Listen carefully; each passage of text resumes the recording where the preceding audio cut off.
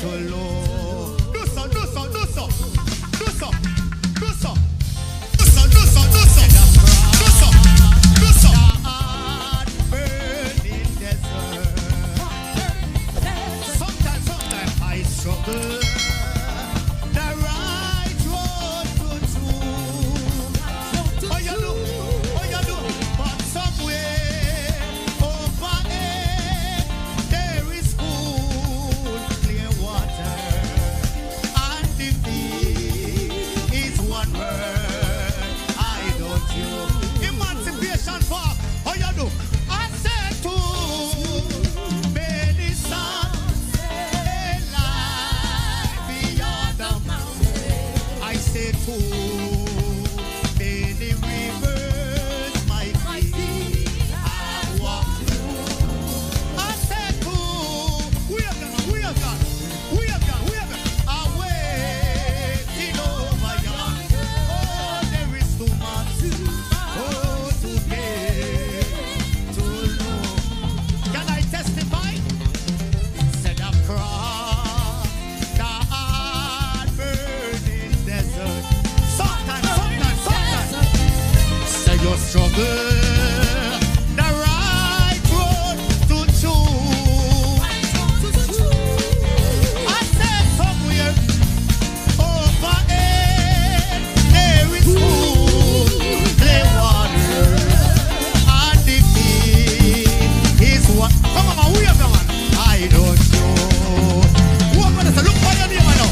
He laid his hands on me. He laid his hands on me. Christ laid his hands on me. Who am I to say Jesus went and died on the cross? Up on the cross, he died up on the cross. He died up on the cross. Sign up in him. We have that. Jesus to stand me way. You stand me way. Sign up in him. How you do? Jesus to stand me way. Sign up in him. Sign up in him. Emancipation Park. How are you look for your neighbor now?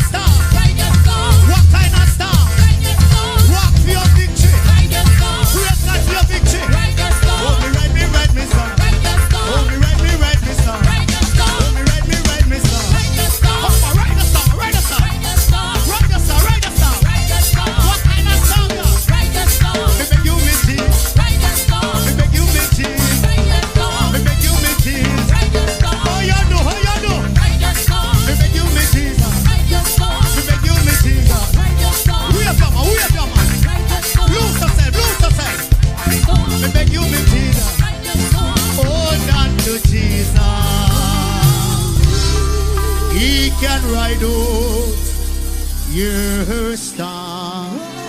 No matter.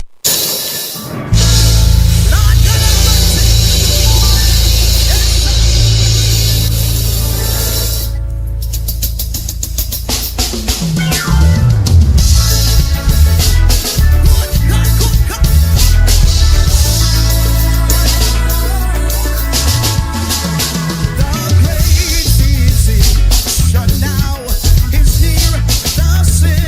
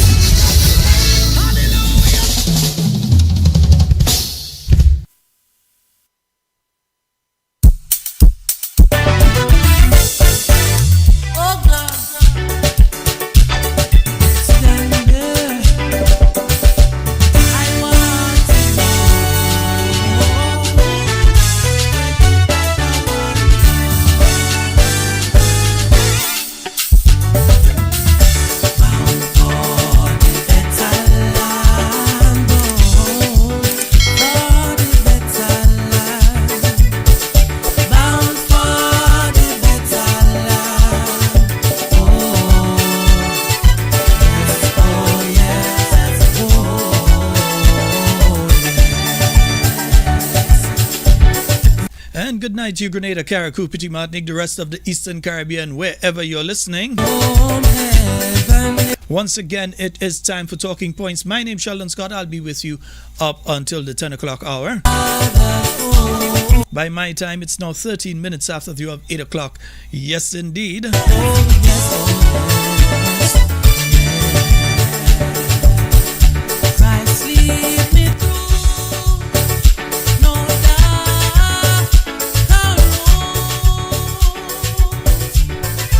Saying a special good night to all the listeners joining us via the various mediums.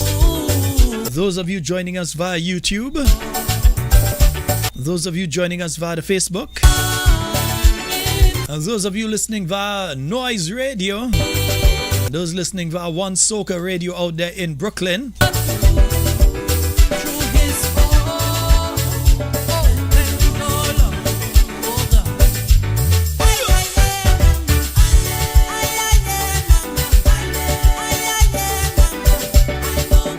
Let me say a special good night to Mr. Dennis Celestine out there in Canada.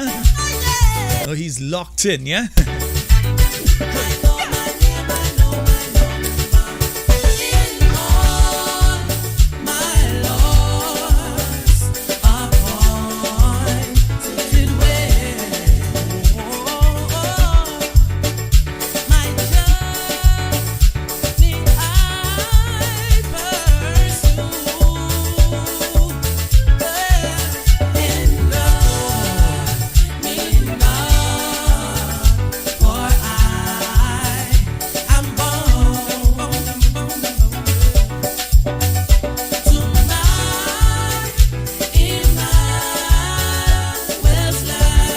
Yeah, tell a friend to tell a friend. Talking Points is on. See Denot, Andrew, Sherry Lambert, Emerson Roy Jr., Maureen Samuel, Nesta Sinclair, Vanessa Lalji, Joycelyn Francois, Laslyn Douglas, Yvonne Courtney, Enoch Bain, John Mark, Dr. Colette Williams, Rebecca Stafford, Mags Courtney Sherms Houston, Veronica Frederick, Revin Cox, parang time coming up by, Tessa Collimore, Teresa Vincent.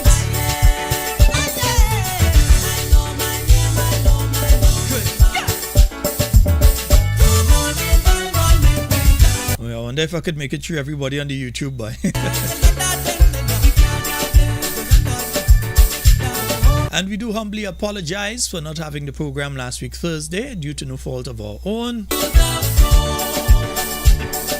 There was an internet shortage, outage, so. And you know we broadcast via the internet, so that was a problem, yeah?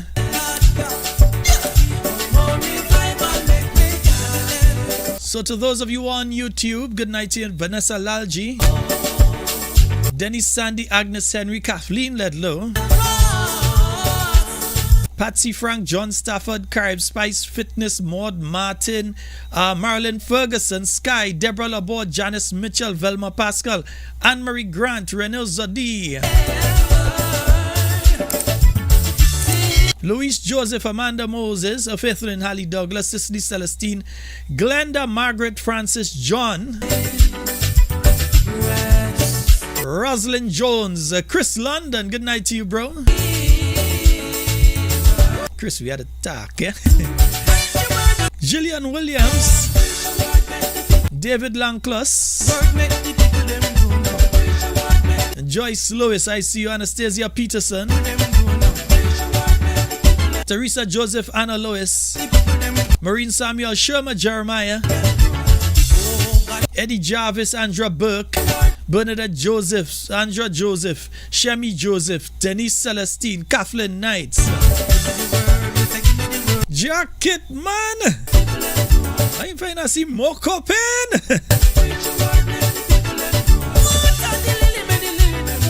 Norma Felix Jefferson Hagley, Joyce Lewis, Carnes Peters, Zidane,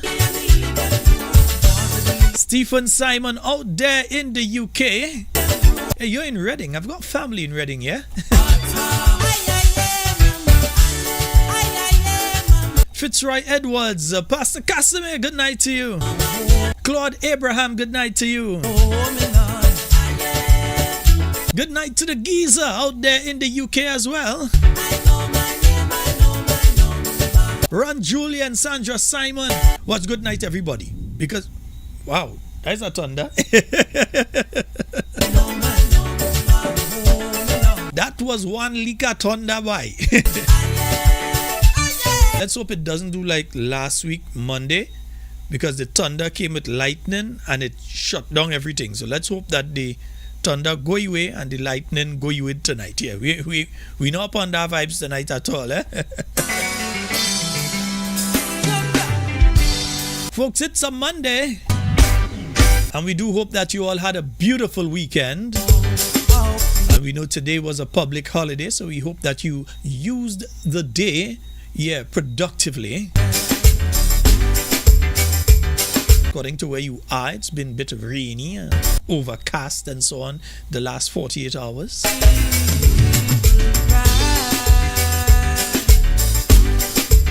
And folks, remember the annual Christmas concert of the Wester Hall Music Academy. Yeah. Now, this is a very interesting thing. Pastor Casimir has a music academy where he trains young folks into how to play different musical instruments, like wind instruments and so on. So he does training in those sort of things. And they have a concert every year. So this year, it is carded for the 7th of September. So you have enough time to save up. The 7th of September, 6 p.m. to 9:30 p.m. Pastor Casimir, make sure you send me a little flyer and thing. Yeah, make sure you send a little flyer and thing for me in relation to that one. So yeah, we could make sure. Yeah.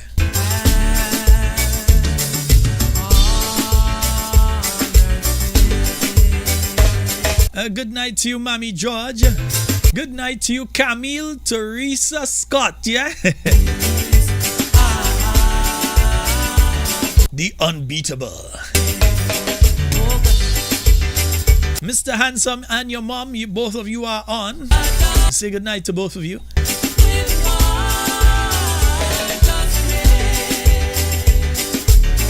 Good night to the listeners out there in Maryland.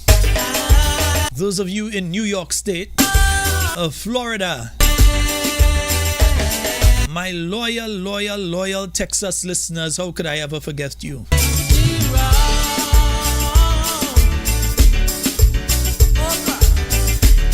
North Carolina, we know you're in the house. California, yeah. And we mentioned the UK earlier. You know, they're French listeners, yeah? I've come to realize that we have listeners. Wait, hold on a song. Yeah, we have listeners in France, you know, yeah.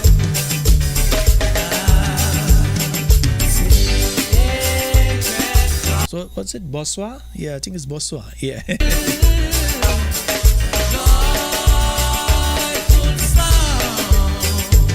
Did I say 7th of September? Oh, if I said 7th of September, my apologies. A good friend of mine just reminded me, not 7th of September. Oh, and look, somebody else telling me here. So I did say September as well. Yes. So 7th of December. 7th of December. Yeah? I have a partner, they sharp as a razor blade. In a pile of broken glass.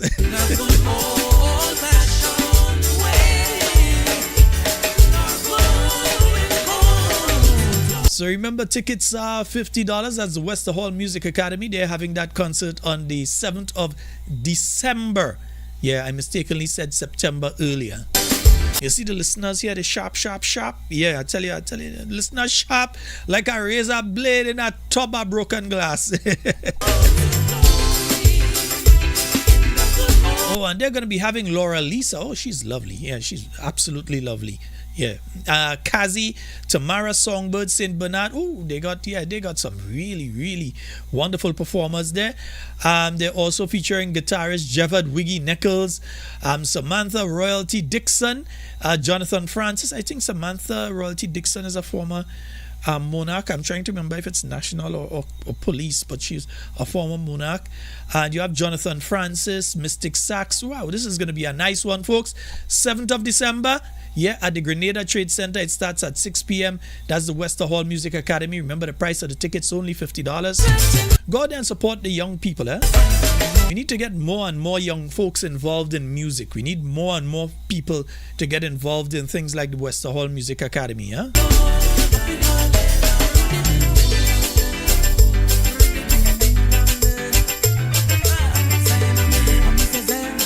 Well, I'm just seeing someone telling me now that the Cloget Road project is on hold. What do you mean on hold? How do you have the project on hold? Hey, what kind of madness is that?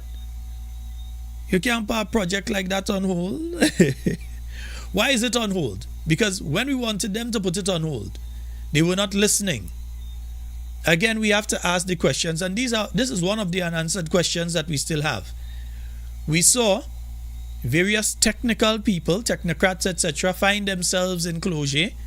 After how long? And they said that they needed to do some geological studies. They needed to test to see if there is rock and how far down the rock goes and where the water was coming from and the type of soil that's there, and if the soil is stable. All of that had to be done. They said that those studies would have been done. Up to this point in time, on the 20th of October, that was sometime, I think, sometime in August, I think that took place. Was it August or July? Time is passing so fast, it's getting difficult to remember exactly when.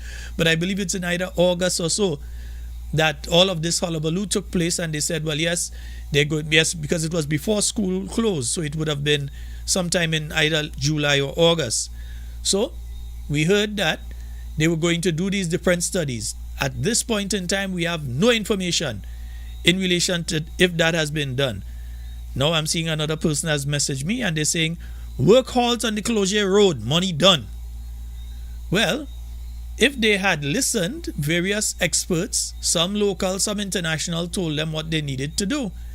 But they proceeded to continue with what they had been doing, which caused the problem in the first place, without following the instructions of the engineers and experts that came there and said, hey, before you go ahead and complete this thing, because we very well may find that when it comes to Cloget, that what has been built there may have to be broken down, may have to be moved, sections of it may have to be demolished. We do not know, because the study has not been completed. It's like you're going and you build a house, you ain't have no plan, you just go, you build a thing, and then afterwards you realize what you build not stable. You have to break down, and you have to go and rebuild, or you have to go and add, and you have to do all kind of thing to make it livable. And right now, when it came to that road, at the point in time that they should have been doing the study, paused and done the study, they did not pause. They just continue going ahead with what they were doing. So now we are hearing that the project itself has paused. Well, not paused, that he stopped. That is not pause, pause is like, meow, yeah, pause. That ain't not that kind of pause, no. Right now, this thing has stopped. It ain't done. There's a difference. It ain't done, but it has stopped. And as such, yeah, it leaves the people of Cloget and the people who utilize that road when it's in operating order to wonder what next. Yeah? To wonder what is to come. Because we had to pray over the weekend. Yeah, many people had to go down on their knees and pray that heavy rains that were expected did not come for any extended period of time. Because we knew what would have been taking place in places like Cloget. We knew what would have been taking place in places like River Road.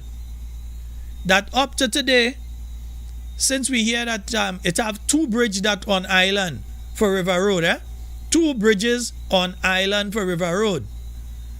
And I'm challenging anyone to find a picture of those two bridges that are on island that are supposed to be placed in River Road, and that the abutments were being done to place these bridges in River Road. That had to be done to do that. I'm waiting. Yeah, I am waiting for somebody to send me a picture and say these are the two bridges. The Prime Minister went into the parliament of our country and said that those bridges were there. Yet still, the people of River Road and users of River Road, they are faced with the challenge anytime there is heavy rainfall for an extended period of time of flooding. The people who work and who visit the National Stadium, who end up being stranded for hours, they can't get out because of the flood that's taking place, that should at this point in time not be an issue. When we had the last flood, we heard about, there's another component that deals with the road and the bridges and to repave River Road and so on. Have we seen any of that being done? But they've gone silent on these things. And they choreograph their public appearances and who appears in public so that those questions can find no answers. Yet still you, the people of Grenada, have to continue suffering through the inconveniences and the mortal danger that these situations place you in, because, face it or not, the people of Closure are in mortal danger if what we saw there collapses.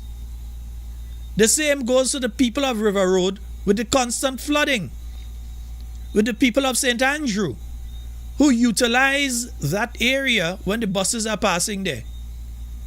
Mortal danger.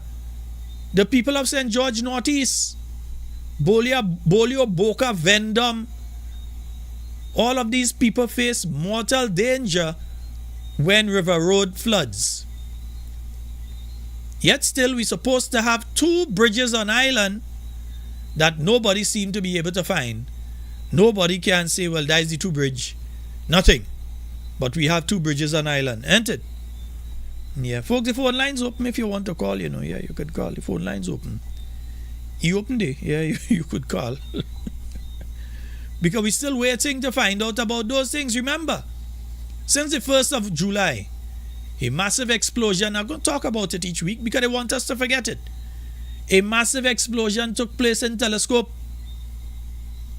Since the 1st of July, people could have died.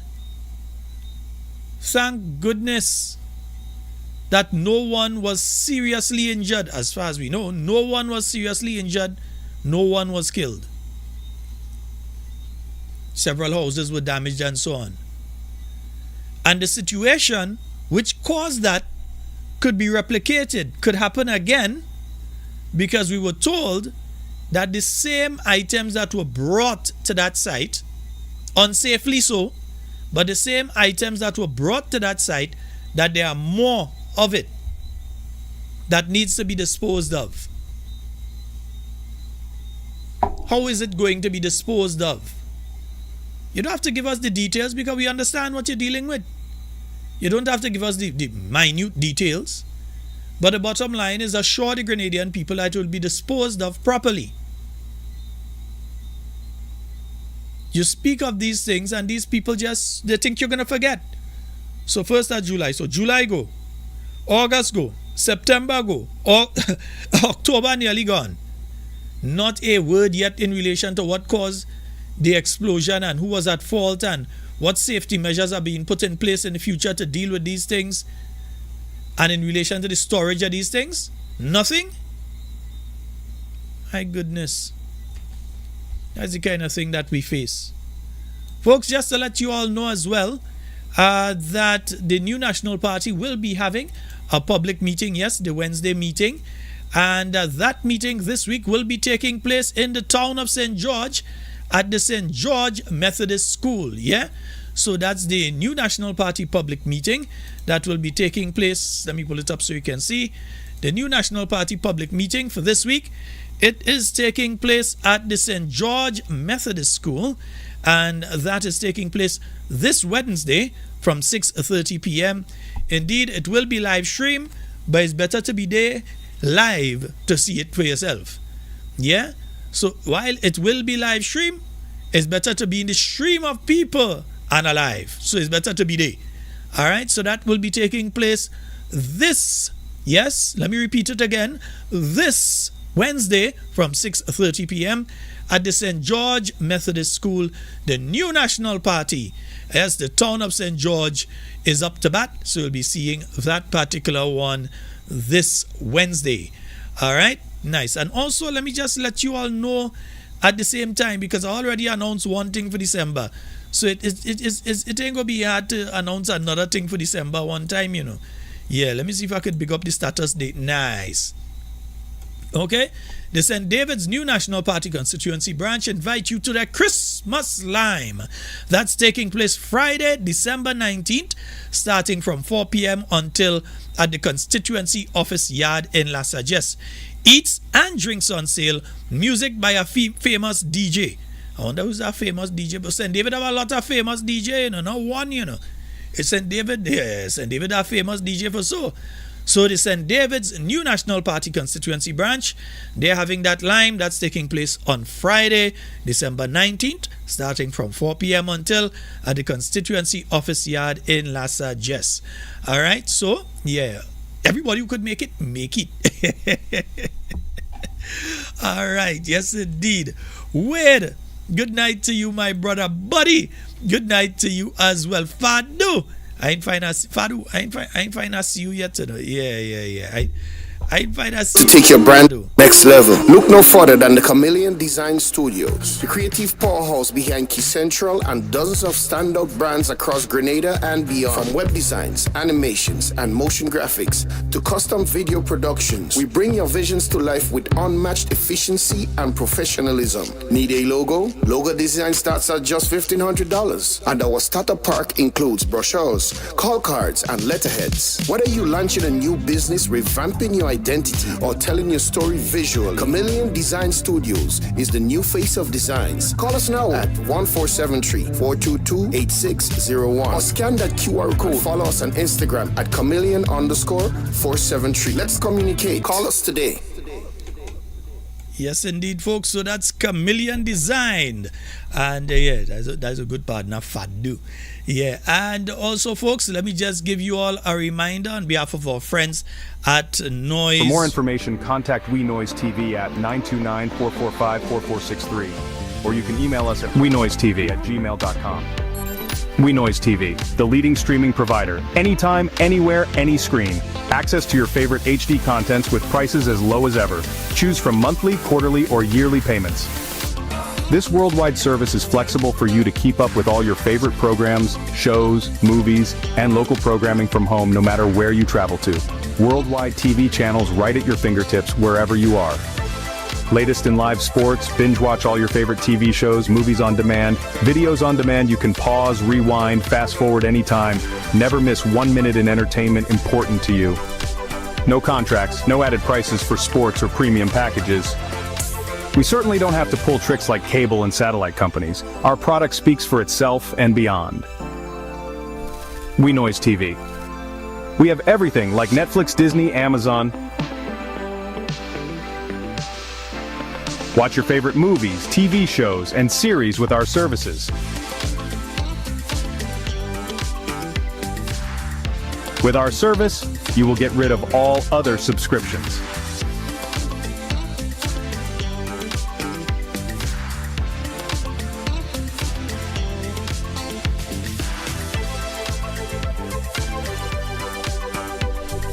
For more information, contact We Noise TV at 929-445-4463. Or you can email us at wenoisetv@gmail.com.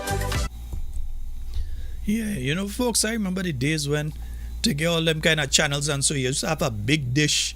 You all remember having to have we used to say the satellite dish. Yeah, you had to have the big dish on your house and so on to be able to capture, and only the extremely well off were able to do that.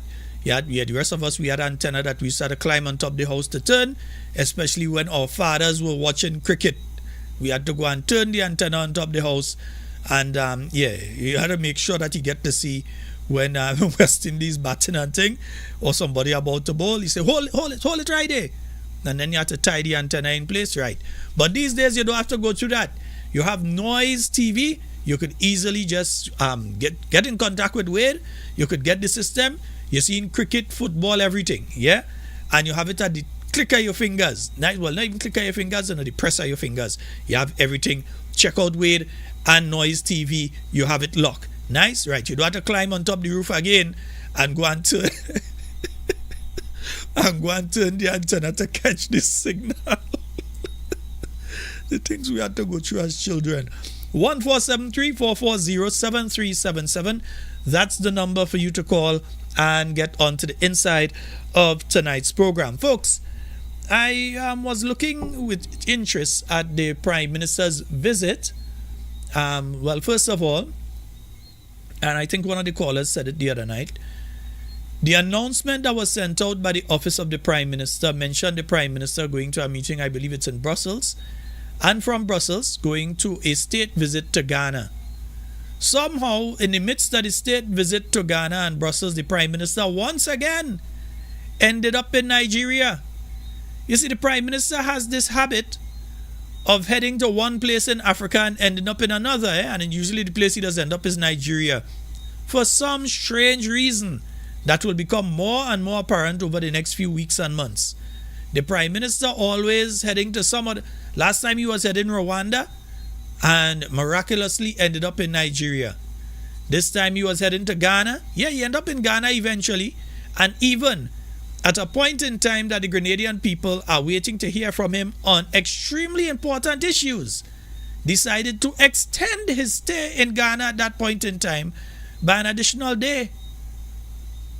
Yeah? So he on his way to Ghana, somehow he end up in Nigeria and some visits in Nigeria and thing. And I was looking at some of the comments, and man, the comments are comical. When you see some of the people in the state saying, well, yes, the Prime Minister of Grenada is here, and he having big sumptuous dinner and lunch and all sorts of thing, but they had not been paid for 3 months. So they're saying that the state found money to fet the Prime Minister of Grenada, but not to pay them because they have not been paid their salary for 3 months.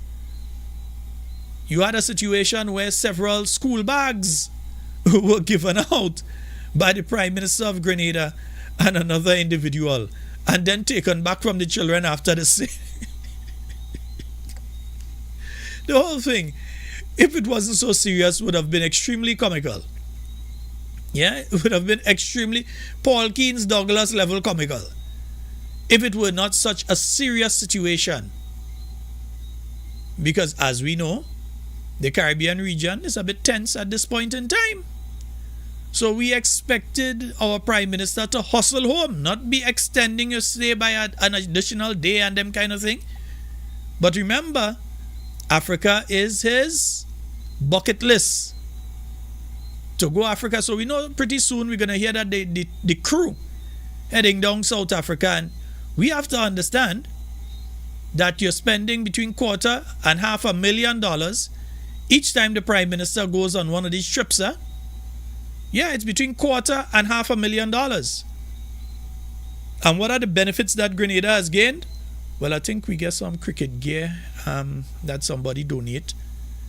And now we're hearing of medical professionals coming to Grenada from Ghana. We heard previously of some coming from Nigeria, and I believe they've already arrived. I think we had 1 or 2 doctors or technicians that arrived from Nigeria, and now we're hearing of nurses from Ghana that are supposed to be heading to Grenada. And it begs the question though, if what we are seeing is the not so gentle replacement of the Cuban Medical Brigade in Grenada, that the present administration is slowly but surely shifting the Cubans out of the Grenada medical system and shifting the Africans in. Now, I have no beef with the Africans, I have no beef with the Cubans. Yeah, we love everybody. But we could see that there is a shift taking place, because we know that a particular minister lost his visa. We don't know if he get it back, because we hear they have new arrangements with the Cubans now. So we only announce that he lose it, announce if he get it back now. So we don't know if that particular minister is getting back his visa. But we realize that what is taking place here, and they're trying to be smooth with it, is that they are slowly shifting the different people within the Cuban medical mission, shifting them out of the government system and starting to replace them slowly but surely with Ghanaians and Nigerians. And I'll say, if you're going to Ghana to find nurses, it's easier to just increase the salary of the nurses that you have in Grenada and make them stay. All in fine. Instead of Grenadian nurses saying, well, I'm leaving the system, are going and so on. If you are able financially to be able to go to Ghana and get nurses, just be careful of the qualifications. We see some stories of floating around there. Make sure you double check them qualifications. But yeah, if you're going to Ghana and Nigeria and finding these nurses and bringing them to Grenada, would it not been more reasonable, more sensible, more economically practical to increase the wages of our nurses in Grenada so that they would not seek brighter pastures elsewhere, that they would not leave, so that you don't have to look as far as Africa to find nurses, that even regionally, nurses probably from Barbados or from Trinidad or from St. Vincent, wherever, may have said, well, look, I think I want to work in Grenada instead. It's just a 45-minute flight away. So I want to work in Grenada.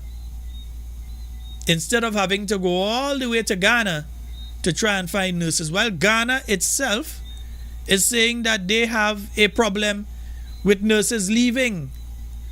And the fact is that the government there pays for these nurses to be trained, and many of the nurses have fled Ghana and have gone. They've been suffering from brain drain with the nurses. So I find it very interesting that Grenada would be getting nurses from the same people that's saying they're suffering with brain drain from nurses. Yeah, that they've been losing nurses. And let me see if I think I had that story somewhere here. Yeah. And it was a story that I saw on Ghana Business News, was it? Yeah. Let me see. Where is it? Yeah, I think this is it. Yeah, this is it. Yeah, this was the story that I saw there, where Ghana is currently seeing an increase in migration of professional nurses to high-income countries. And this has been over the last 2 to 3 years due to the global shortage of nurses caused by the COVID-19 pandemic. And they were speaking here, saying the trend was quite worrying as it amounts to a massive public subsidy to the wealthier nations, given the fact that nursing education in Ghana is publicly financed. Yeah?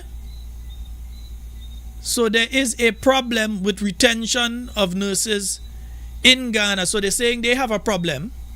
This is the in Ghana itself now, the government is saying they have a problem. They've been training nurses and the nurses have been leaving. They have been paying to train those nurses. Then other countries are benefiting from those nurses because the other countries don't have to train them. They don't have to spend a cent on training them. Ghana has spent on training them, but other countries are benefiting. Yeah, but we've heard that they're on the way to Grenada. All I would like to know is, pray tell, what takes place with our Cuban brothers and sisters within the healthcare system in Grenada. Already, we have raised the issue.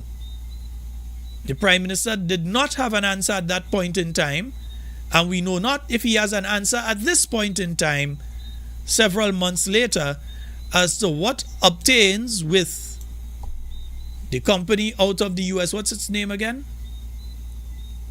Yeah, that hospital there, that medical company. The name eludes me at this point in time. But that particular company working along, it's a US-based company working along with Cuban medical professionals within the Grenada healthcare system. And the Prime Minister at that point in time said that, hey, it is it is a question for the company, not for him. After he went to the cabinet of Grenada and okayed the money for these people, millions for these people. I'm sure they already make a couple million off of Grenada already. Millions for these people to do a particular job. When questioned about if legally, from the aspect of the United States, they can do that job, the Prime Minister says, he know, we have to ask the people them themselves. He know if they're going to be able to do the job. We have to find out from the people. Mount Sinai, yes, that's the name. Mount Sinai. So he was asked about Mount Sinai. Is Mount Sinai able to work within the Grenada healthcare system, seeing that there are nurses, well, medical professionals at least, within the healthcare system in Grenada who are Cuban. And there is, as far as we all know, various restrictions from US companies working along with Cubans, or from the Cuban state benefiting from any sort of working along with Americans. The Prime Minister couldn't answer. He said, ask Mount Sinai. It's the weirdest thing I ever hear. I think I missed a call. 1473-440-7377. That's 1473-440-7377. That's the number for you to call and get on to the inside. I'm not sure why I did not. Oh, I think I see why. Let me, I think I see why I missed that one. Call back. So, yeah, I cleared the line there, so I'll be able to hear when you call this particular time. All right, yeah. So all of these things, it just continues to show the level of incompetence of the group of individuals that are at the helm in Grenada at this point in time. Yeah? We have no updates in relation to the fish issue. With less than 2 months to go, we have no updates in relation to if Grenada will still be able, well, no, just a little over 2 months and some days, yeah.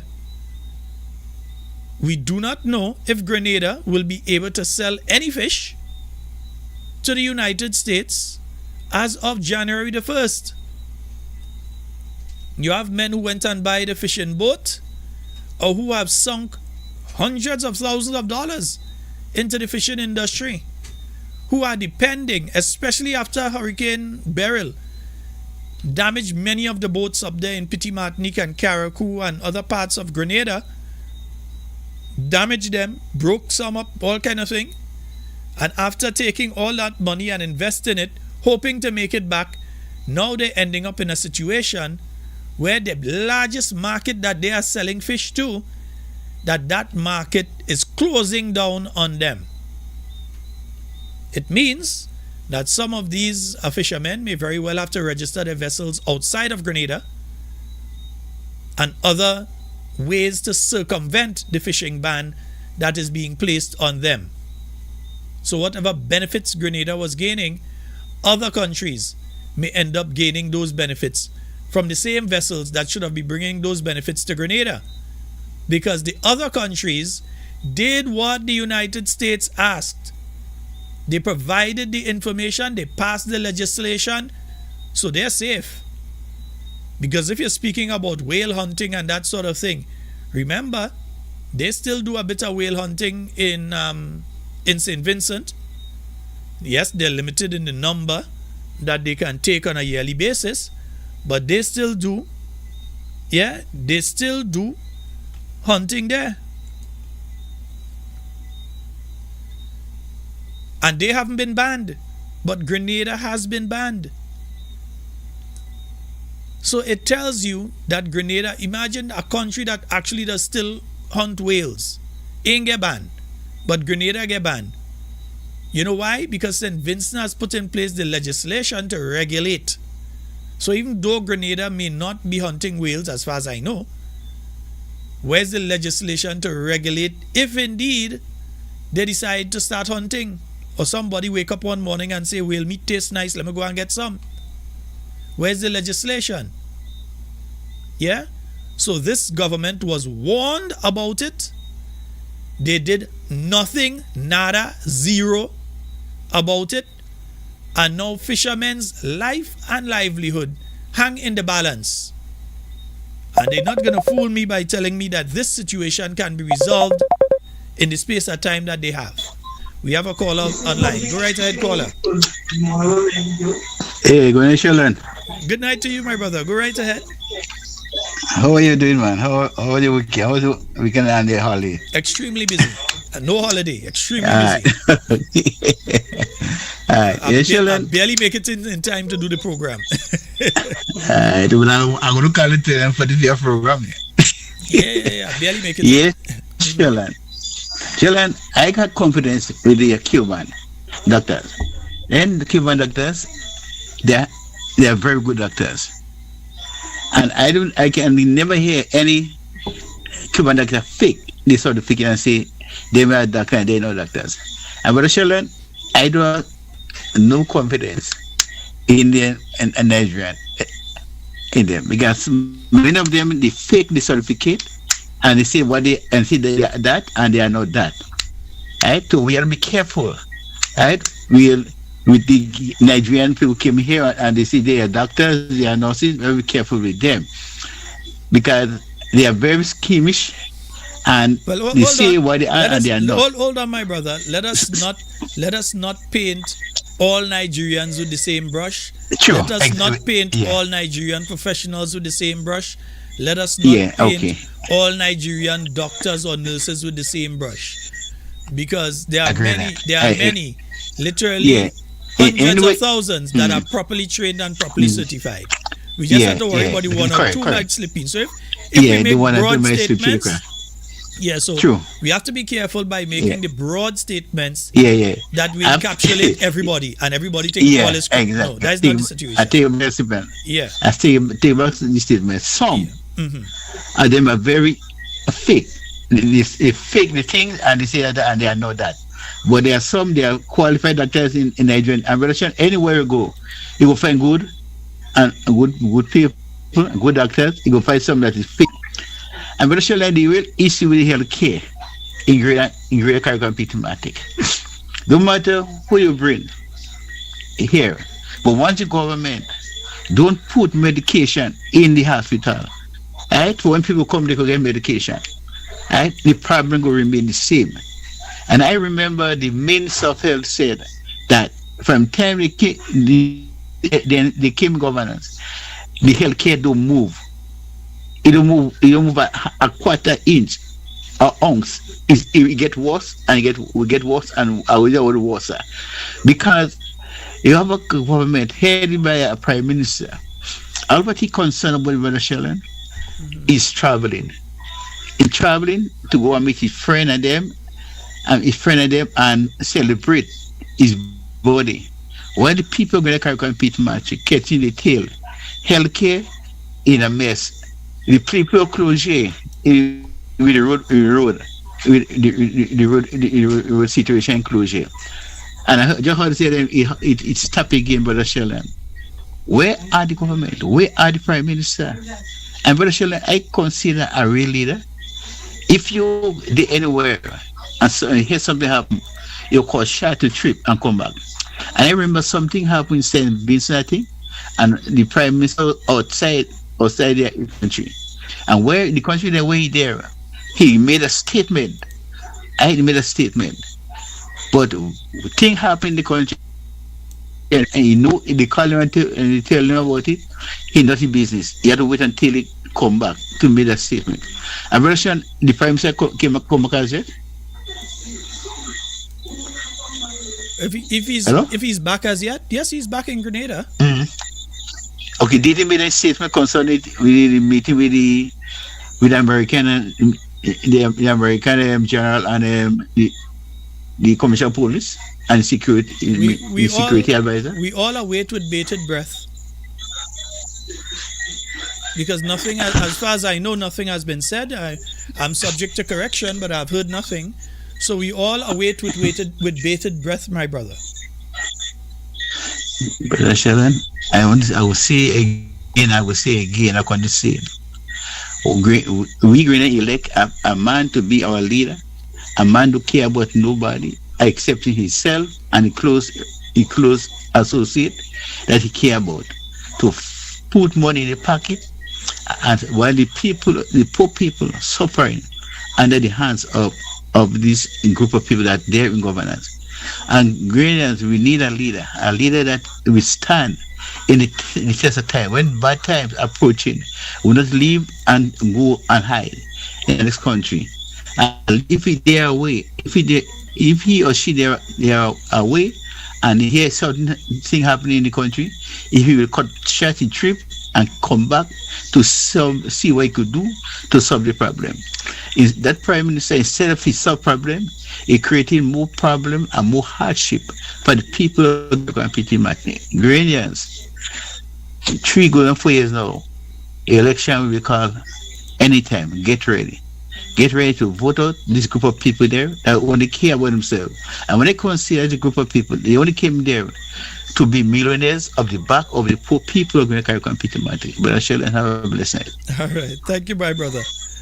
Yes, indeed, folks. 1473-440-7377. That's the number for you to call and get onto the inside of tonight's program. That's 1473-440-7377. But of course, you can only call us on that number utilizing WhatsApp. Yeah, you can't call us straight. You have to call us on WhatsApp. Yeah, somebody did ask me about this one, but somebody say, Sheldon, you're talking about the thing. You had to play the thing. All right, so let me play the thing. Right after I try to take this call, let me go over here. Hello, good night. Good night, caller. You're live. Yeah, good night. Good night, caller. You're live. Proceed. Go right ahead. Yeah. One statement I wanted to make. When they had the first independence, they never big up them Cubans, so we had expect anything will happen in this country. Good night. All right, my brother. Thank you. And the caller speaking facts, that did happen. Yeah, they didn't mention them Cuban and them at all. You understand? Yeah, they mentioned them Cuban and them at all. But folks, remember the statement I was talking about it earlier? Yeah, let me just play this one. The statement. Oops, no, let me get it here. Now, audio leaking there, man. I can't have that happening. When the thing, yeah, I know everything they go wrong, they just know, but all you have to behave all yourself. Nice. Good? Nice. Right. So let me get it proper here now. Wait, where you go? Right. That's you. Nice. So that is them there? Nice. Pascal. Will Mount Sinai be allowed to associate with Cuban doctors given the U.S. government's position on Cuba and Mount Sinai's ties to the U.S.? Well, it's a question for Mount Sinai. I can't answer the question. Ties to the U.S. Well, it's a question for Mount Sinai. I can't answer the question. After taking millions of your dollars, and signing a contract with Mount Sinai, now he says it's a question for Mount Sinai. No, it's not a question for Mount Sinai. You had to be asking yourself that question. And if you had proper legal people who knew what they were doing, or even proper people heading up your foreign service, and I ain't speaking about the civil servants, I'm speaking about the minister. If you had proper people within your cabinet, they would have offered you proper advice in relation to that. So you didn't end up there saying, you ain't know. It had to be for Mount Sinai to answer. That's nonsense. You take Grenadian money, millions, and give them, and you don't know if legally they can carry out the job that you're paying them to do. Samantha Pascal. Will Mount Sinai be allowed to associate with Cuban doctors given the U.S. government's position on Cuba and Mount Sinai's ties to the U.S.? Well, it's a question for Mount Sinai. I can't answer the question as to what Mount Sinai would or will not be allowed to do. Oh, you can't answer that question, but this is after you already signed contract with them for millions, isn't it? Yes. Well, it's a question for Mount Sinai. I can't answer the question. Incompetence to the highest level. That is what you call incompetence there, yeah? Millions of dollars, but you don't know if the people able to do the job you're paying them the millions of dollars for. Ties to the U.S. Well, it's a question for Mount Sinai. I can't answer the question as to what Mount Sinai would or will not be. Yeah, remember, that's the man in charge of the cabinet. That's the prime minister. Yeah, he's in charge. He's the chairman of cabinet. He's the chairman of the same cabinet that issue came up in. And he's telling you he don't know. That's the same. This is the level of incompetence we're talking about. And we have to be praying. Somebody tell me just now That's how the minister who talking about skinning cat and all kind of thing. I know which cat she's talking about skin. Maybe she can't be. This is a lion here. Yeah, you wanna go? I a lion. Any cat is skinning, you're gonna be your anyhow. There might be children listening, so I will pull that statement back. But anyway, yeah. But there's the Prime Minister talking here. Let me hear what he was talking about here, man. Let me hear.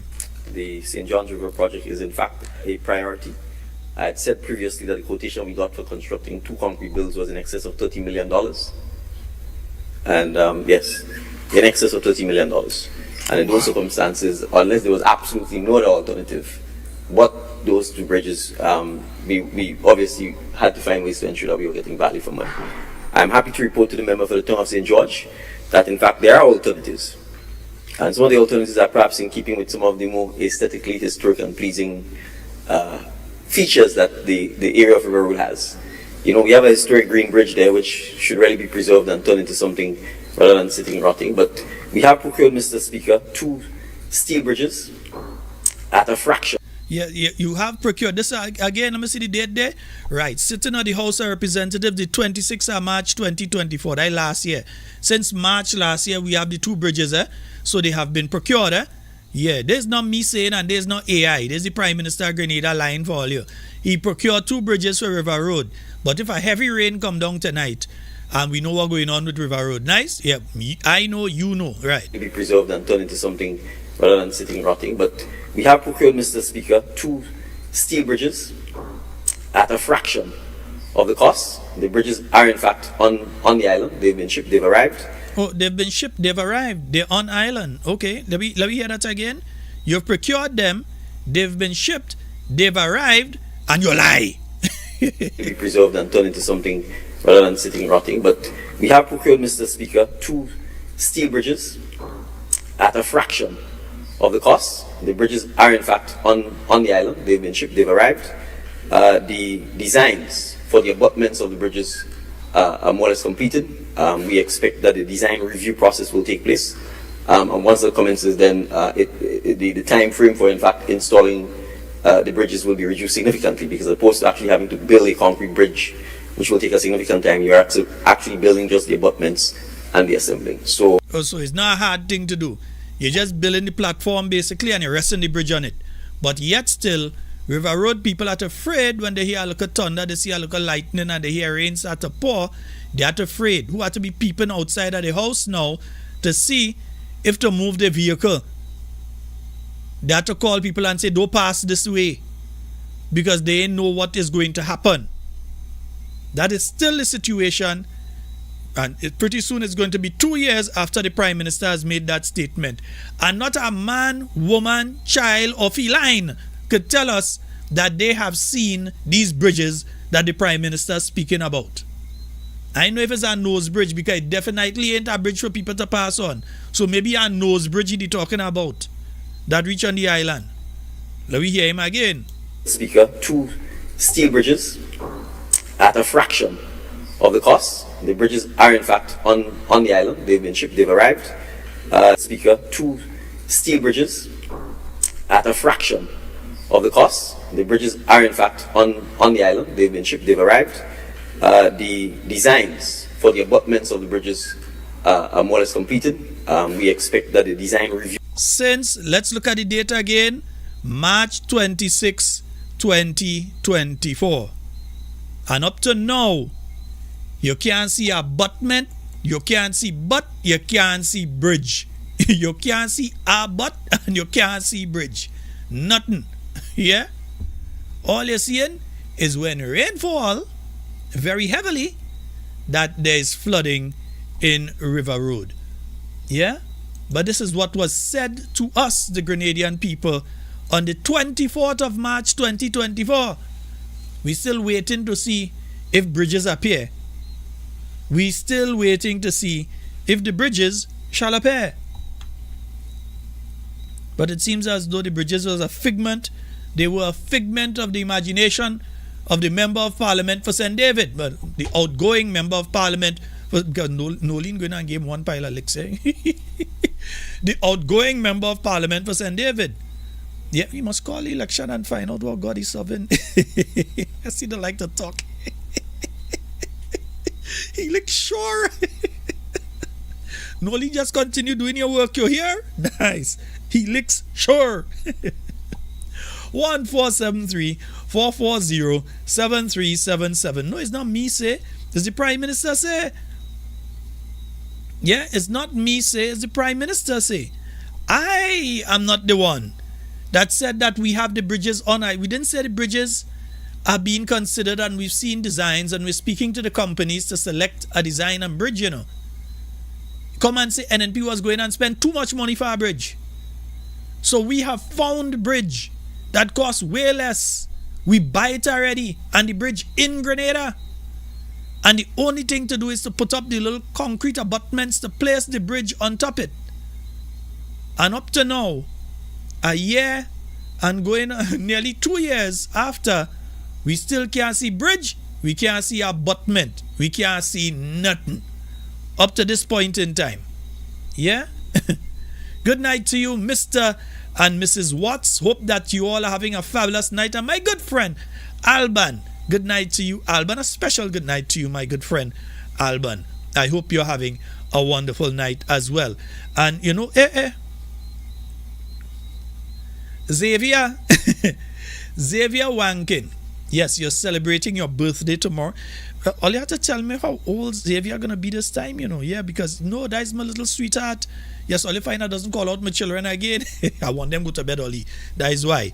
Yes, Xavier, her birthday is tomorrow. So a special happy birthday to you, my dear, from Uncle Sheldon. You know, I will make sure you get your gift. Right, yes, don't worry. I'll talk to mommy and grandma and them. I'll make sure that you get your gift. Nice. You know, Uncle Sheldon does keep his word. When he say you're getting your gift, you're getting it. Nice. So a special good night to you as well as Xavier. All right. Yes, folks, 1473-440-7377. That is the number for you to call and get onto the inside. Yeah, with the bridge, boy. We're looking for the bridge. Yeah, we're looking for the bridge. I know my glasses kind of, maybe I have to look. Yeah, nothing. Nah, man. Yeah. Nah. That glass is fairly new. So I do have to, yeah. All right, nice, yeah. I know I could see with this one for sure. Right? Yeah, because I know what's going on with these people and them. All these kind of stories and all kind of thing. Up to now, we can't see it. Yeah? And folks, there's an interesting one now that I saw the other night on the telly. Yeah? Giza. Yeah, I saw this one on the telly the other night. It's an interesting story. Let me see if I can play it here for you. Yeah, I think this is it. Yeah. Let me get it up. Right, yeah. It's a nice human interest story. So let's see if we can hear what's going on here. Amputees in Grenada will soon have better access to prosthetics limbs and mobility support. The government of Grenada, in collaboration with the Trinidad and Tobago Orthotics and Prosthetics Center, hosted a one-day event today at the Grenada Trade Center to introduce plans for expanding these services locally. The Trinidad and Tobago Orthotics and Prosthetics Center is well known for its work in rehabilitation, community health, and providing customized prosthetics care to individuals with limb loss and mobility challenges. Minister for Mobilization, Implementation and Transportation, Andy Williams, explained that after recognizing the high cost and limited access faced by local amputees, contact was made with the company to explore partnership opportunities. Mr. Goodell is willing to come to Grenada to open a business and to see how we can take care of our needs here on the island. And in that case, we will do our best to see what we can do to support him in this initiative. We have the old license center building in Dusty Highway. That's where what's left to ruins.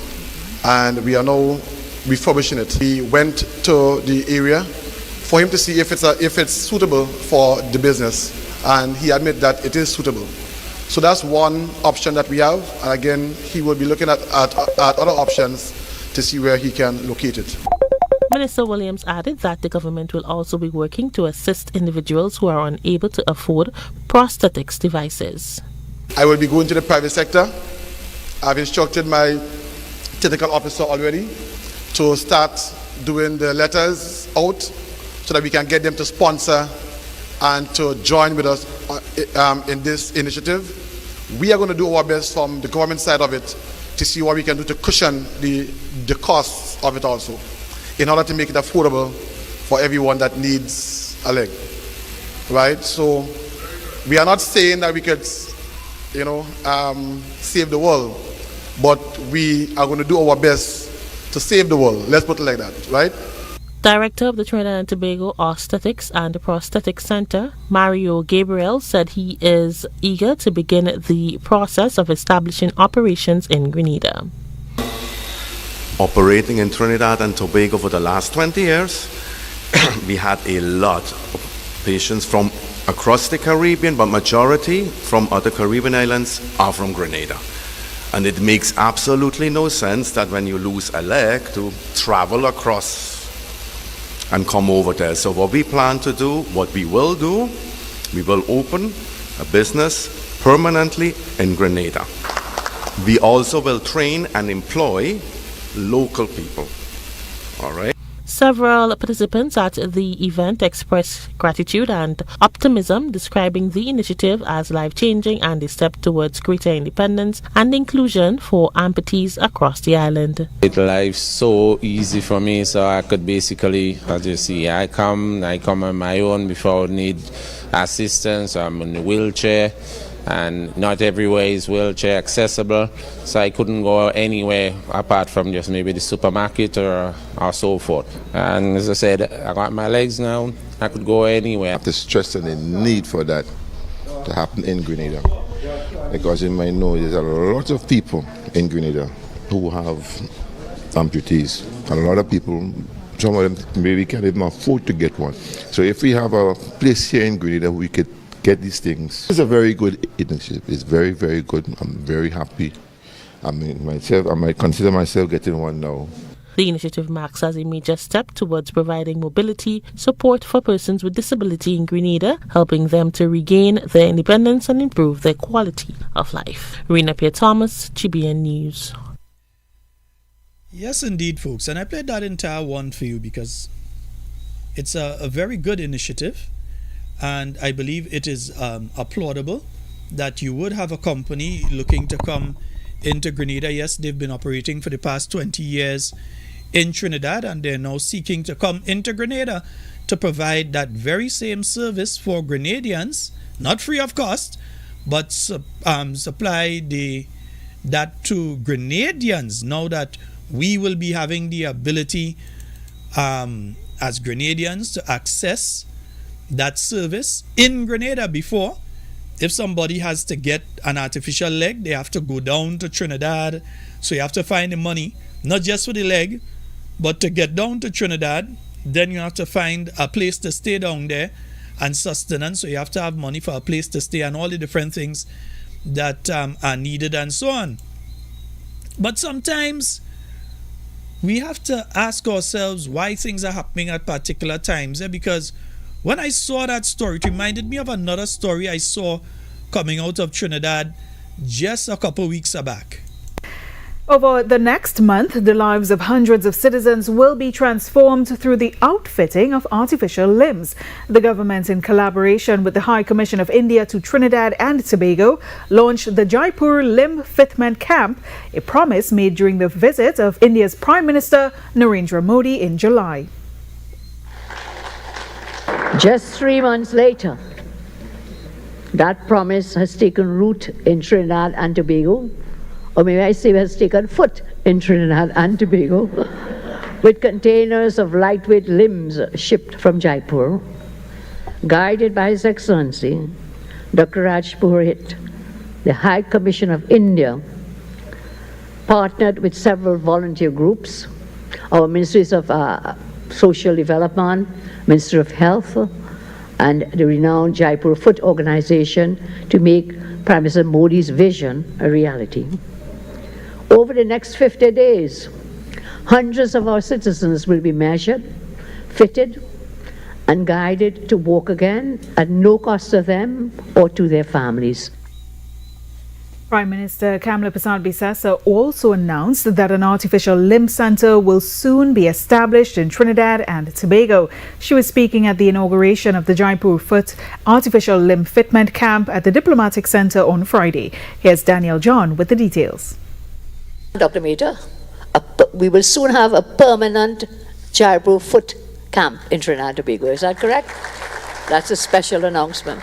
The government of Trinidad and Tobago, in collaboration with the Jaipur Foot organization in India, will establish an artificial limb centre in Trinidad and Tobago. Speaking at the inauguration of the Jaipur Artificial Limb Fitment Camp on Friday, Prime Minister Kamala Persad-Bissessar said the centre will mostly be funded by the organization. And guess what? They have donated the machinery. Thank them. Donated the machinery. And I'm told it will cost about $100,000 for this camp, permanent camp, to be set up. And the better news is this: they have pledged $75,000 for this project in grant funding. High Commissioner of India to Trinidad and Tobago, Dr. Pradeep Raj Purohit, said training will also be given to personnel to effectively run the centre. We also have planned to train people of Trinidad and Tobago, technicians, to sending them to India and have their proper training and bringing them some of the trainers to Trinidad and Tobago. Prime Minister Kamala Persad-Bissessar said the artificial limb centre will benefit amputees of Trinidad and Tobago and neighbouring Carriacou countries. Daniel John, TTT News. So I hope you all understand what's happening there. The reason I played both of them is simply this. You have a company that was operating in Trinidad for the last 20 years. Didn't see any need within those 20 years, even with significant numbers of Grenadians.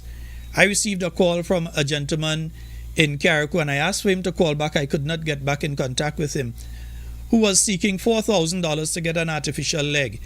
I've heard from other people over the last few years who are seeking artificial legs and so on. So they would generally have to go down to Trinidad and get these legs from the same company that after 20 years has now decided that, hey, there's a good time to come Grenada. But strange enough, the point in time when they're coming to Grenada is the point in time when most of their business is gone. So it's not because they decide, oh, we so love the people of Grenada and we're coming to Grenada. It is because the business that they have in Trinidad at this point in time has been taken over by the government of India, who is now providing the world renown. I've known about the Jaipur leg probably for the last 30 years or so. I've heard about that one since I think I was in school. There's a particular village in town in India that's called Jaipur, and they were crafting the legs there because of the number of people that were losing limbs. They started creating the legs out of local stuff and so on, and that developed into a worldwide industry now. So while Andy Williams went to India and come back with what, $1 million for coconut that we ain't hearing about up to now, and then another $1 million for coconut because they call and say, Andy, we giving you another $1 million, and we can't hear about coconut or million. We can't hear nothing about that. We hear about a private business that because after 20 years in Trinidad, they make all their money in Trinidad. Grenadians had to leave and go down. Now in one swipe, you hear 800 people are going to benefit in Trinidad. That's most of their business gone. Their business is gone now. And then the Indian government is also setting up a center to create more legs. So while they already ship enough stuff to help 800 people in Trinidad, now they're setting up a place where they're going to train people how to make and fit the legs to our brothers and sisters who have unfortunately lost their limbs. They are going to create a center in Trinidad to sort that out for the Trinidadians, but not just the Trinidadians, as mentioned by the present Prime Minister of Trinidad and Tobago. It's also going to benefit some of the other Caribbean territories.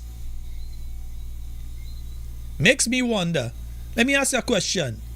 Andy, you are sharing that business that about to set up there, because I just want to know, because we know how it is operate and thing. Do you or anybody close to you in cabinet or otherwise have share in that business that is coming to set up in Grenada? You have said that you all will go to the private sector to try and get funding to help people with the leg. I don't care once they get it. I ain't care once they get it. But I want to know who is going to be benefiting on the other side. I want the people who are differently abled in Grenada. Not disabled, they're differently abled. I want those people to benefit. Let's make that part absolutely clear. We want them to benefit. You have nothing against them benefiting. But don't try to make it look like you get some people who's so nice and decide that they want to rush to Grenada to help Grenadians at this point in time. Say it as it is. For 20 years they was operating in Trinidad, and Grenadians used to have to find the money and go down. Right now their business gone through in Trinidad. That is why they're heading to Grenada. But what we want to know is who are the people on the Grenada end that would be benefiting financially from what is taking place. That is what we want to know. Who on the Grenada end are involved? Because we hear you say you bring them and watch licensing center and other places. Are these places other government facilities? And if so, is it going to be a public-private partnership? And what percentage is the government of Grenada going to be putting into the whole thing? Yeah? Or what type of funding is going to be provided through the whole thing? Yeah? What is going to be taking place? We need to know. Because you all are trying to give the impression that these people are so in love with Grenadians that they're coming to do this. No, it's all about the Benjamins. It's all about the money. Yeah? The Indians, who Andy get eating for coconut? Anybody see the coconut? Anybody see the coconut? Anybody see any money in relation to coconut project? Anybody hear anything about money for coconut project? By now we were supposed to receive 2 million. Yeah? By now we were supposed to receive 2 million in relation to coconut. Trinidad gain artificial limbs for people there free. Let me repeat. They ain't just getting it. They're getting it free. They're getting assistance to build a center to make more artificial limbs for people. And they're getting training for people to do it. And they get that in under 3 months of a visit from the Indian Prime Minister to Trinidad. Andy went up about 3 years ago to India. Supposed to have come back down with 1 million for coconut. We can't see coconut. We can't see coconut straw. We can't see a cocoa broom. Much less the $1 million. Or the additional million that he said they call and say, Andy, we giving you an extra $1 million. We can't see the 2 million. We can't see a water nut. We can't see a cocoa broom. We can't see a coconut leaf hat. Nothing up to now. Sometimes, be careful. It looks like people giving you a hand up. When it's really hands up, it's they're rubbing you. That is all I have to say in relation to that one. Just remember, Trinidad flooded right now with free artificial limbs. It's flooded with that. So they flooded with free artificial limbs. So that company that was providing the artificial limbs, not free, you had to pay for it, need to find a market. So, Grenada, yeah, instead of we trying to contact India and saying, hey, we want to benefit from the world again, Trinidad too.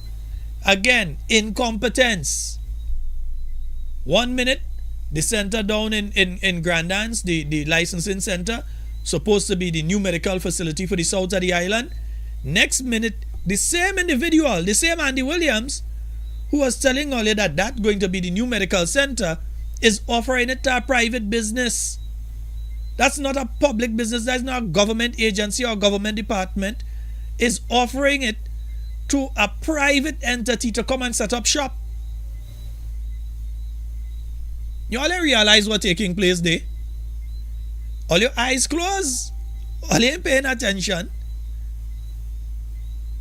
They're offering the place that they say they're going to put new hospitals or polyclinic or whatever for the south of the island. They're offering it to a private entity that had to leave another country because they think can't sell there again. They had to go elsewhere. Nobody ain't go. Who is going to go to pay thousands of dollars for artificial limb in Trinidad right now? Who's going to go there to pay thousands of dollars for artificial limb when they're getting it free from the government of India? Not even of Trinidad, you know, of India, with the assistance of the government of Trinidad and Tobago. My goodness. I'm still looking for the flyovers in Grenada too, yeah, because we were promised some walkovers is flyovers. Them thing now, that is walkover.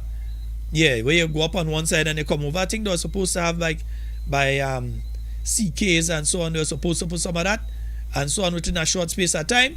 Yeah, we waiting to see it. We still waiting to see it and them kind of thing, you know. Folks, hit the like button. Yeah, hit the like button. Oh goodness. I missed a couple calls because I had to mute it while I was playing the videos. Caller, you could call back now. I had to mute it as I was no, why the computer want to shut down now? You can't shut down now. You shut down when the program done. You can't do that now. You're out of order. Right, yeah, call now. You can give us a call back right now. We had to mute the call since we were playing the videos, and I wanted people to hear exactly what was taking place there. Because when I saw the one with Grenada, it's like, didn't I just hear something about limbs and artificial limbs and free in Trinidad? And I noticed that the Prime Minister of Trinidad did say that some of those would be for other islands as well, assistance to other islands. So I found it very interesting that all of a sudden that company decided that Grenada was the best place in the world to be. Notice they said the majority of people from other islands were coming from Grenada to go down there for the artificial limbs and that sort of thing. Yeah, so they didn't think in all those years, 5 years ago, 10 years ago, 15 years ago, that it was a good time to establish a little outlet in Grenada. Only when 800 of your possible customers have disappeared in Trinidad is when you decide you want to come Grenada. Okay, welcome. Help as many people as you can, my brother. Make it as affordable as possible. Yeah, that's all I'm gonna say. Yeah, Jaipro and Fadu is saying, Fadu you could call too, you know, yeah. Jaipur Foot is a non-profit organization, parent organization. The Bhagwan Mahaver Viklang Sayata Samiti, is a non-profit NGO that provides artificial limbs and mobility. I've heard about it probably back in the mid-1990s, I think it is, because there were a lot of people in Jaipur, you know, the snakes and so on. So a lot of folks were losing their limbs, and they had to do something about it. So they started, some of the people there started crafting the legs and that developed into an industry. Yes, so that they have different levels of it right now that people can access. All right, 1473-440-7377. That's the number for you to call and get on to the inside of tonight's program. Let me see if I can get back this caller. Yeah, 1473-440-7377. That is the number for you to call and get onto the inside. Folks, all you have to understand what's taking place there.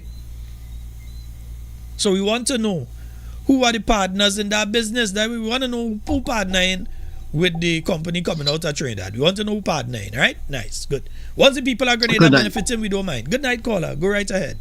Yes, good night, Brother Sheldon. Good night. I was going to ask the same question, you know, Andy.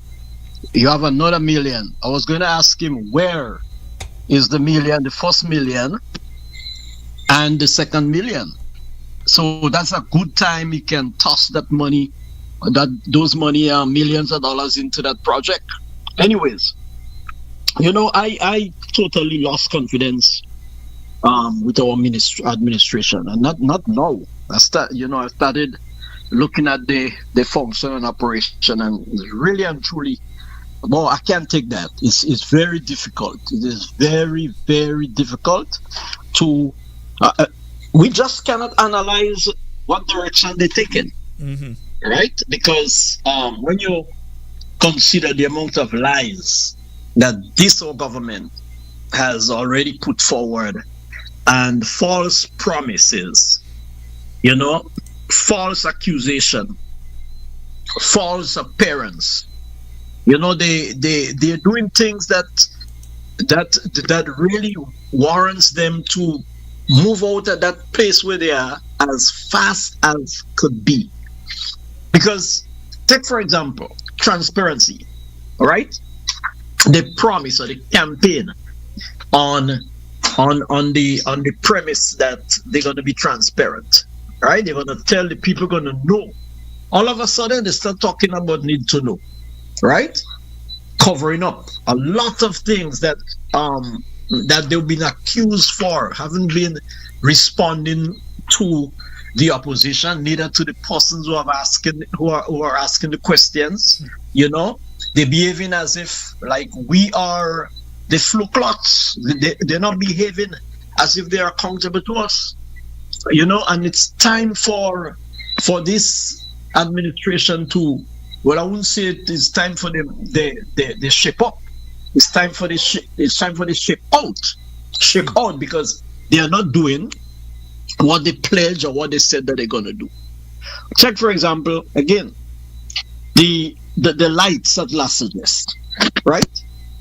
They have never, listen, if there's someone that I know personally didn't bring the news or didn't show the clip, the photos about that light, we would have never known in time what they had done to that light, to those lights at Las Vegas. They move it and they put something that is less inferior, effective.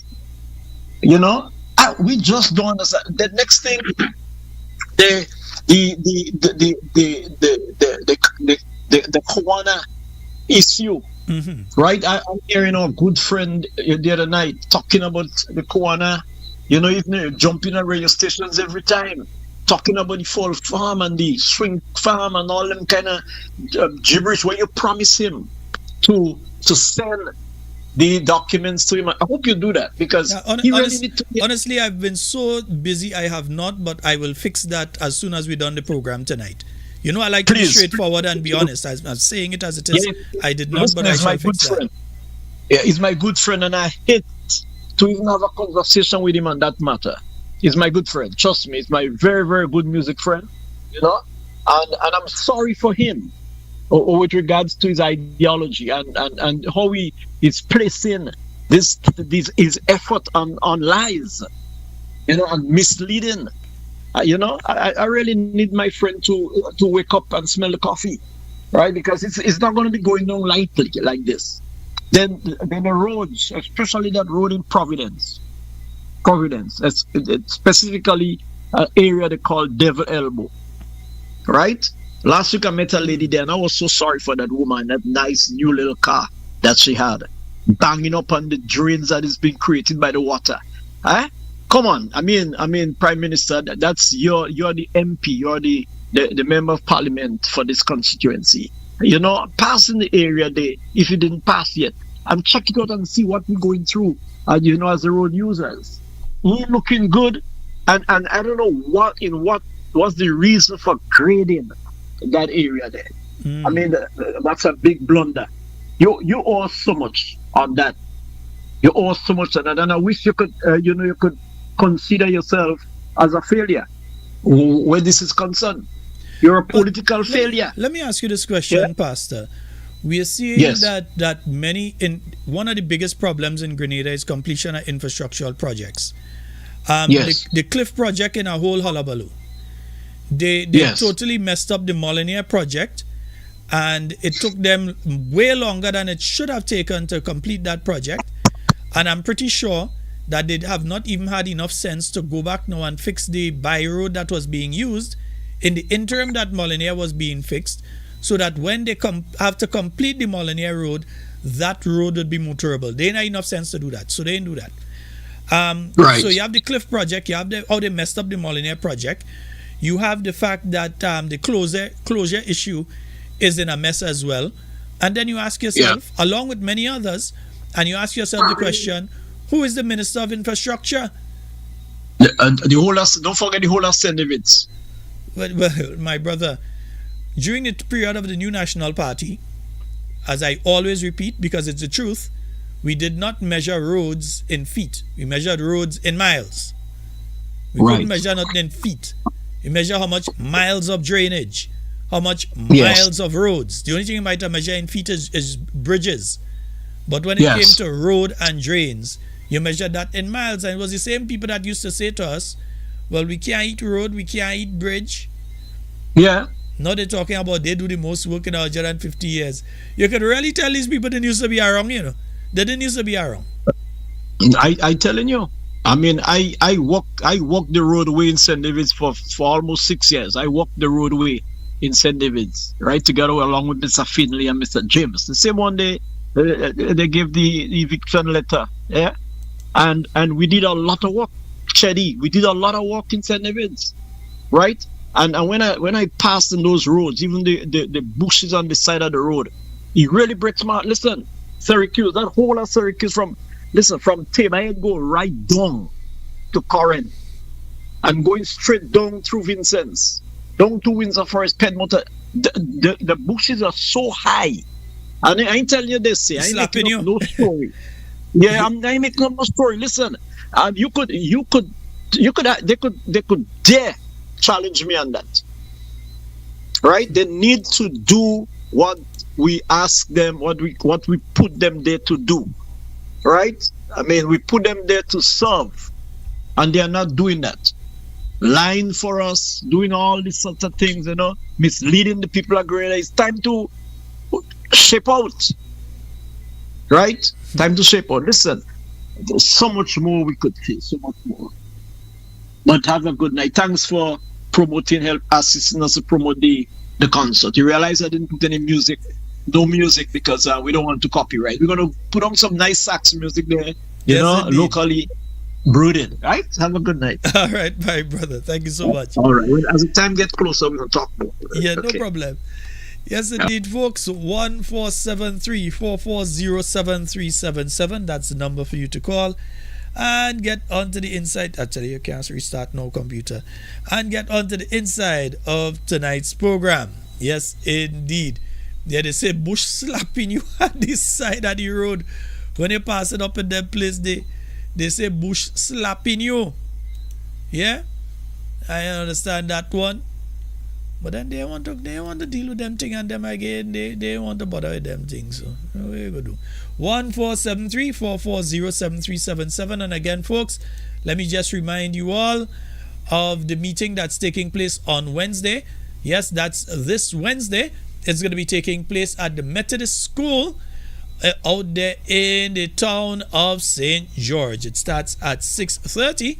So those of you in the town of St. George, make sure that you can head on out to that meeting. That's the New National Party public meeting, town of St. George, at the St. George Methodist School. And that is taking place Wednesday, 22nd October, 6:30 p.m. So, yeah, indeed. You see, I just say I'm looking forward to seeing you all. We are looking for others. We're looking, you know. I want to see you all. Head on out to that meeting.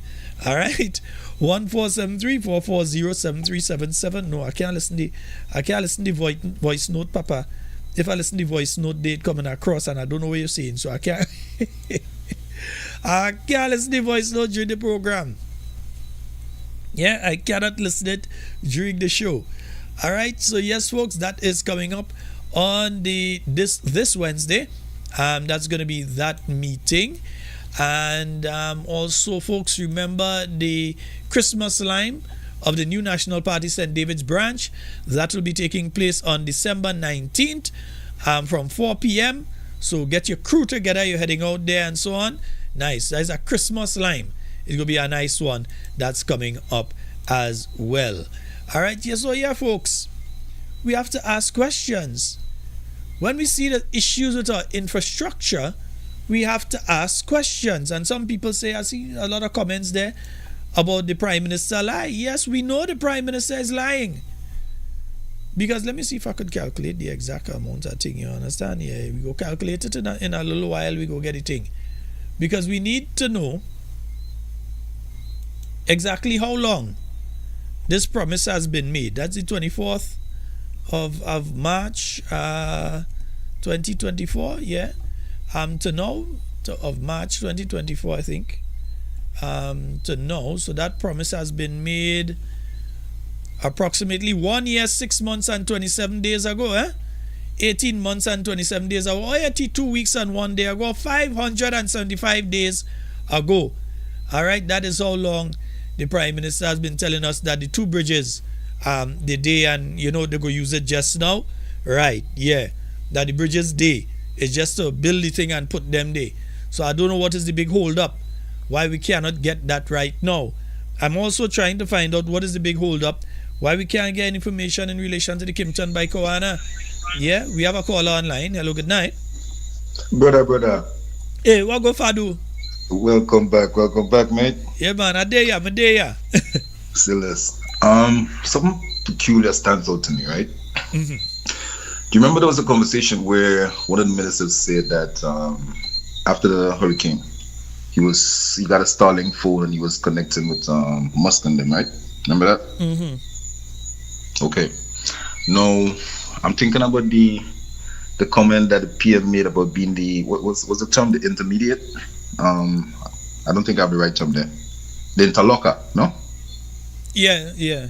Between Venezuela and well, basically a mediator then between a mediator. Yeah. Okay. So now I'm trying to go down the rabbit hole now, yeah?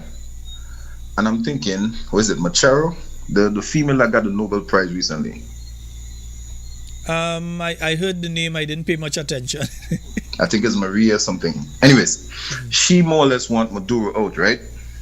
She has made a promise to the US, if they get Maduro out by whatever means,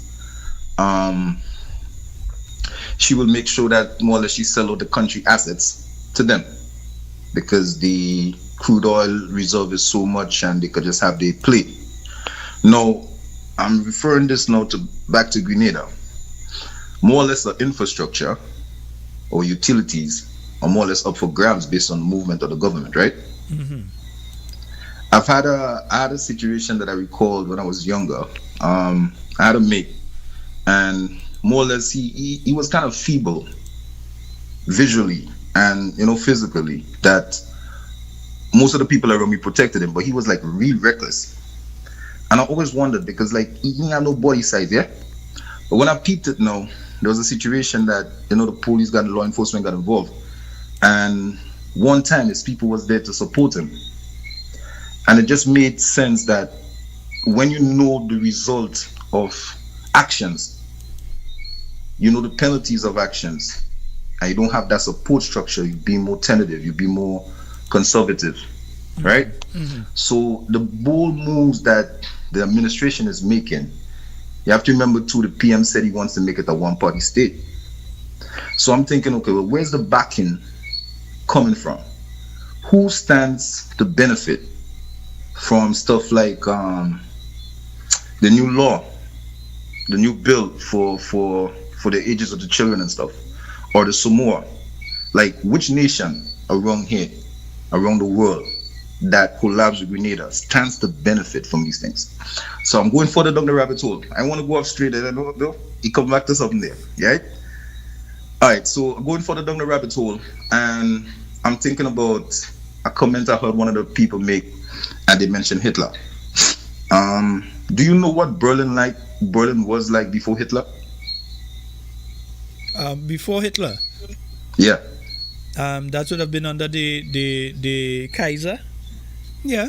Okay. Pretty much. Go on then. Do you know what it was famous for?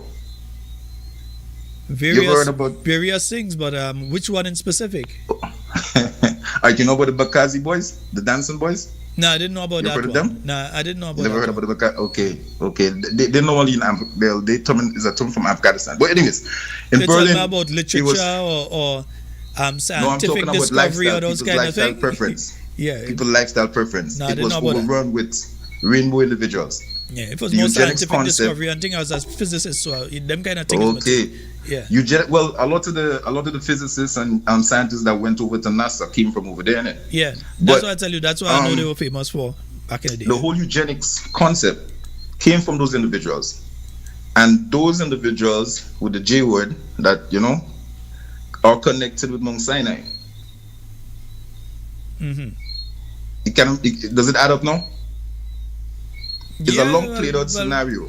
We're looking at it as, again, the administration is making mistakes. Some people say I'm one and personally one is thinking not all two. of it is orchestrated. Some people Say say again? some people say 1 and 1 is not 2. 1 and 1 is 11. Well, 1 plus 1 supposed to be 3. You notice what I said. I didn't say 1 plus 1. Have weight and value. I didn't say 1 plus 1. I said 1 Yeah, and no, 1. 1 and 1. Yes, and I'm saying just in the same context, 1 plus 1 should be 3 because the plus have weight and value. It's something that's been added. Okay, so as I say, it looks so random. It looks so bold-faced that these blunders are keep reoccurring. Yeah. Mm-hmm. And it's like, okay, well, why? Like, it makes no sense. If you really want to make a change or you really want to show a difference, you will try to fix some of these things in a timely manner. There's no reason to keep going out of the way to just keep messing up. And the only reason someone will mess up like that is because they figure they have a certain amount of support that grants them that. Because again, everything the dudes and them is saying that they're looking for funding. So where's that money coming from?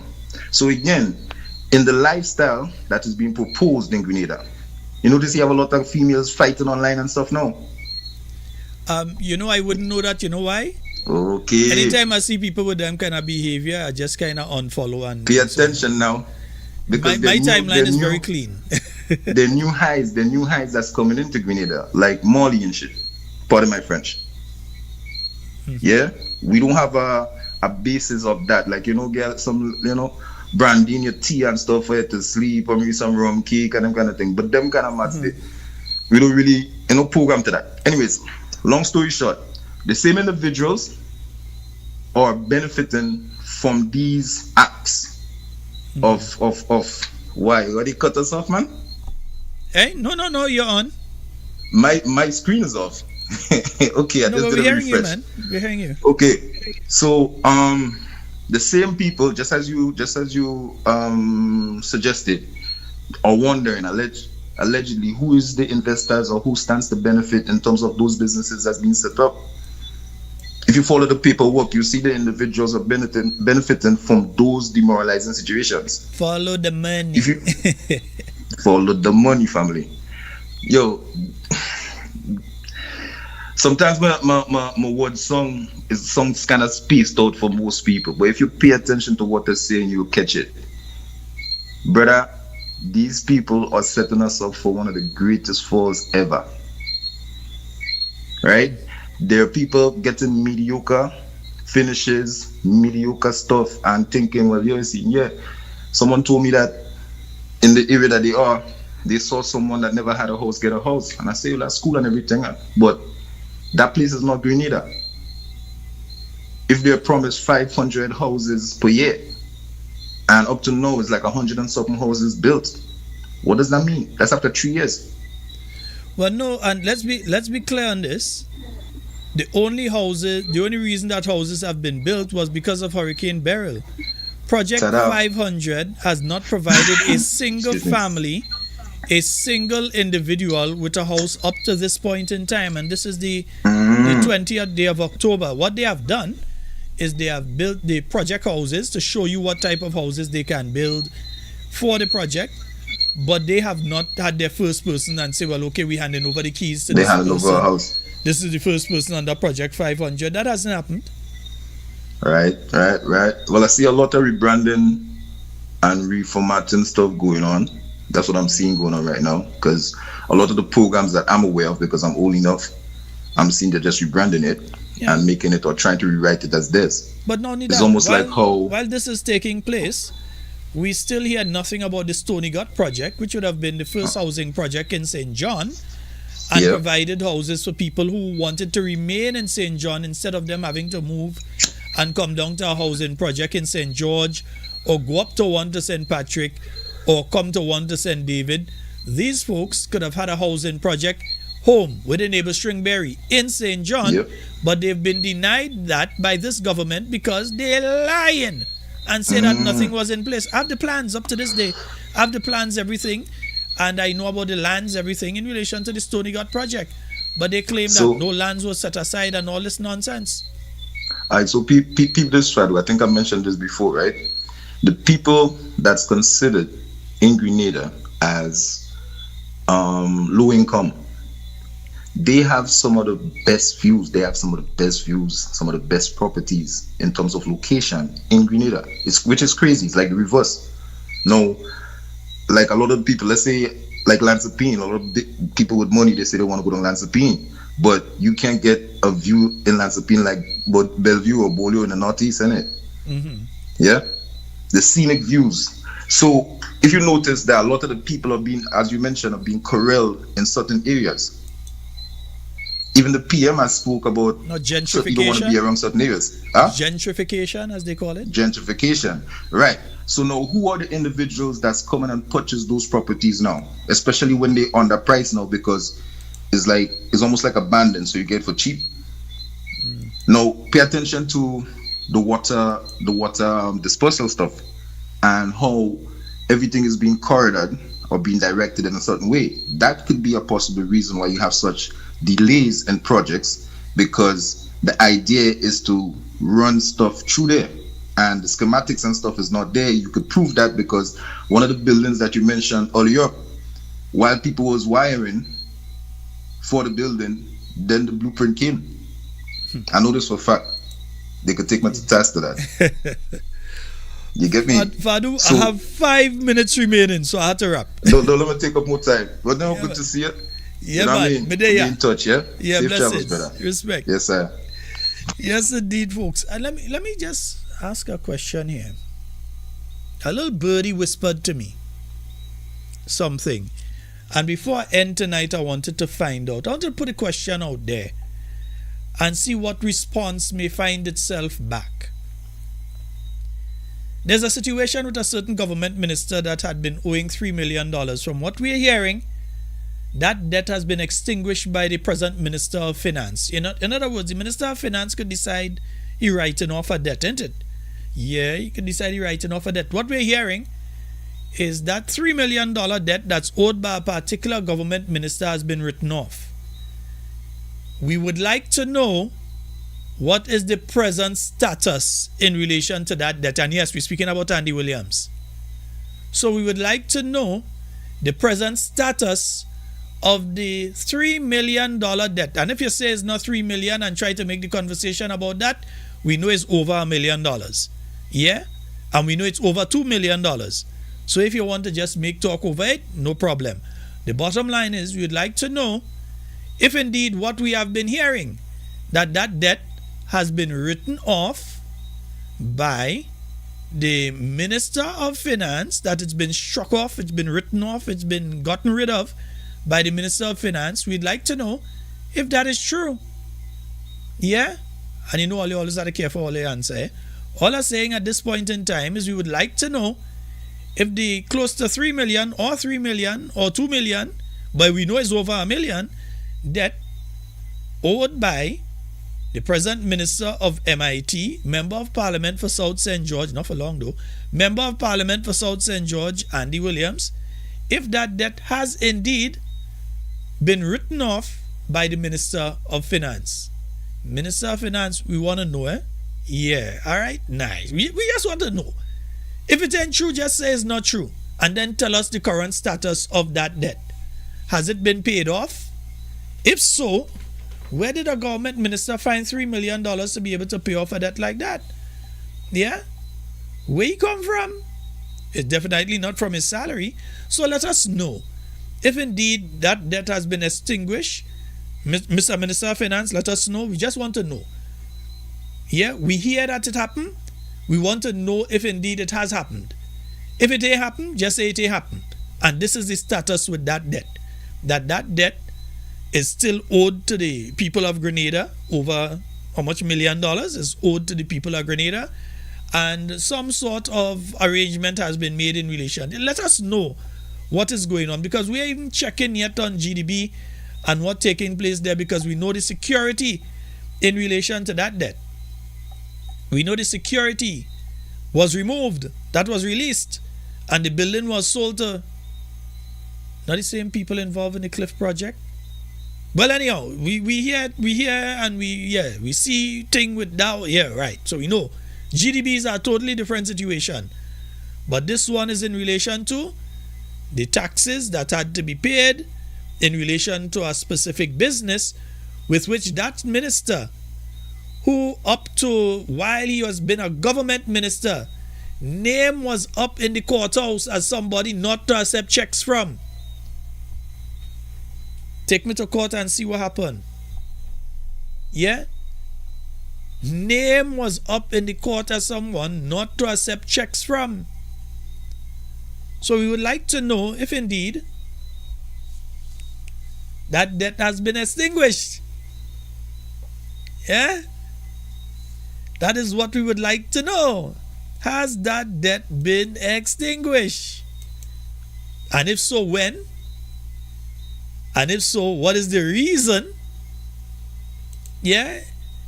If it has been extinguished, we'd like to know the reason that has been done.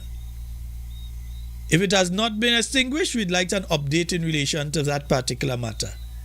All right? Yeah, that is what we would like to know. Inquiring minds would like to know. We hear something, so you want to know if what we're hearing is true or not. All right? Folks, that's all the time we have for Talking Points tonight. It's been wonderful being here with you. And of course, in everything you say and do it safe and secure. Want to be speaking to and with you and not about you. We'll be back tomorrow night, God's willing, with more Talking Points for you right here. Facebook, YouTube, We Noise Radio, and One Soca. Yes, indeed. My name is Sheldon Scott.